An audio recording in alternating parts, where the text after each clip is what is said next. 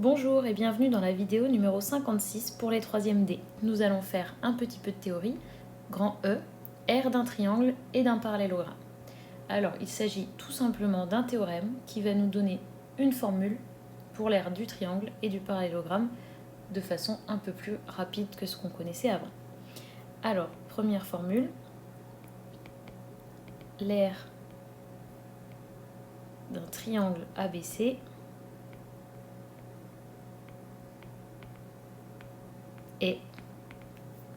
Donc autrefois, on notait R de ABC. Maintenant, on a une nouvelle notation. On peut noter entre crochets aussi, qui veut dire l'aire du triangle ABC. Et la formule, c'est 1/2 de la valeur absolue du déterminant de AB AC. Donc je fais un mini dessin, vous n'avez pas besoin de le faire. ABC, donc on va prendre le déterminant de deux vecteurs comme cela. Donc évidemment, on peut aussi prendre BC, BA ou encore CB, CA. Le principal, c'est de mettre ça en valeur absolue et de ne pas oublier de le diviser par 2. Deuxième point du théorème, l'aire d'un parallélogramme.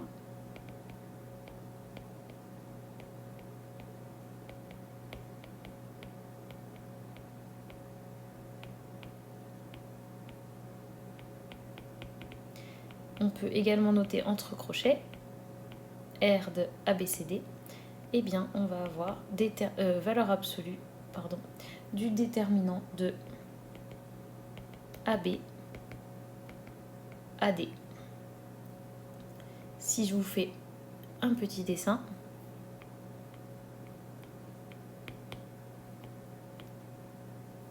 donc c'est la valeur absolue du déterminant qui est ici, AB AD. Et on peut évidemment prendre, si on a envie, CD CB ou DA DC, selon ce qu'on a dans l'énoncé. Voilà, donc on va faire un exemple pour terminer.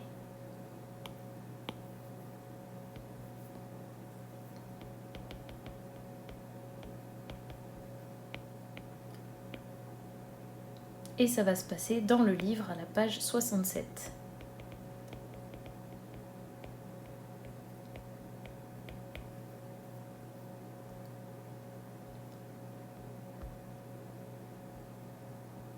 Voici l'exemple.